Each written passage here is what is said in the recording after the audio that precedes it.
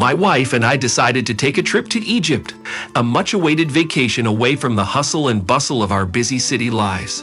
We were looking forward to exploring the magnificent pyramids, lounging by the pool, and indulging in endless cocktails at the all-inclusive bar. The first 3 days were like being in paradise until I stumbled upon the hotel Wi-Fi. As expected, the moment WhatsApp lit up with a green notification next to my avatar, my boss promptly assigned me remote work tasks. And then more, and even more after that. Slowly but surely, my wife started getting stressed while I found myself caught up in work commitments. Eventually, I had no choice but to send her to the beach alone. Gradually, her complaints ceased, and I couldn't help but feel a sense of guilt creeping in. After all, we came here for her, and she deserved a relaxing vacation. Fortunately, thanks to my constant work engagements, our vacation didn't impact our finances at all.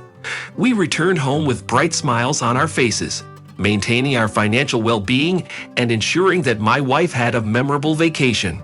However, there was one unexpected twist. It turned out that we mistakenly grabbed each other's suitcases, a wedding gift we both received.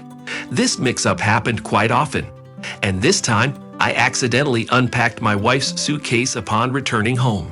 As I carelessly lifted the lid, a folded dress caught my attention, and from its folds, a purple piece of paper and a note with an Arabic name, phone number, and a hotel address in Moscow fell out. My heart skipped a beat, and then it started pounding with even greater intensity. My wife was taking a shower, and I cautiously settled onto the edge of the bed. Thoughts raced through my mind like frenzied wasps. I pondered ways to persuade my wife to leave, even considering resorting to harmful actions. Karina emerged from the bathroom with a cloth draped over her head. She hummed a tune with an oriental flair. What draws us to Eastern culture? I hummed in response without looking up. No, I just memorized the melody. My wife smiled and walked past me. She looked stunning, with her sun-kissed complexion and vibrant smile, radiating like a decorated Christmas tree.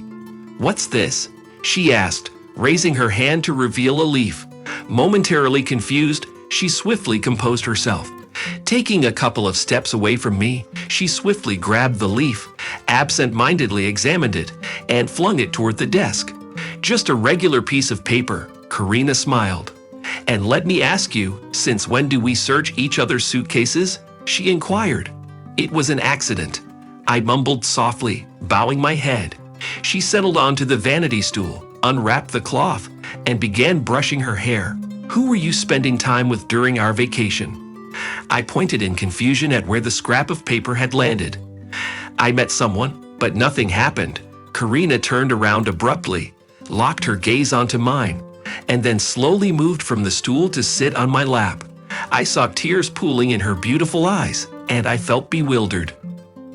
In the morning, my wife packed her belongings and left in an unknown direction, claiming she needed time to think.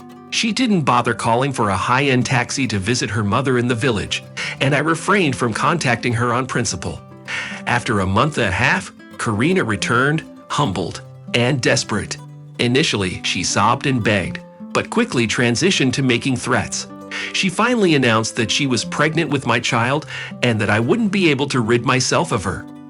I observed in silence as the woman I loved ran around the kitchen in a fit of hysteria, accusing me of indifference and finding enjoyment in this spectacle. "What's the due date?" I calmly asked, being the first to break the silence. 2 months, Karina replied without hesitation. "What is the exact time frame?"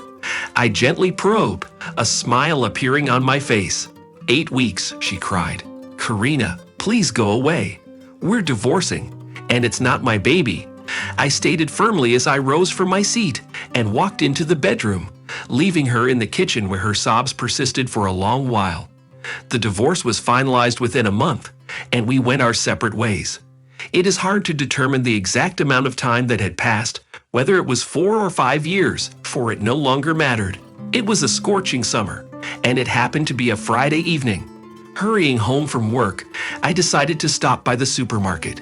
To my surprise, standing at the checkout counter, I saw Karina. She looked worn and had lost her previous glamour as she unloaded her purchases onto the conveyor belt. Next to her stood a charming girl with dark curls and tan skin. My ex-wife approached me, blushing and with a hint of shame, hiding a bottle behind her back. I paid for my groceries, took my bag, and continued on my way, mentally closing the door to the past forever.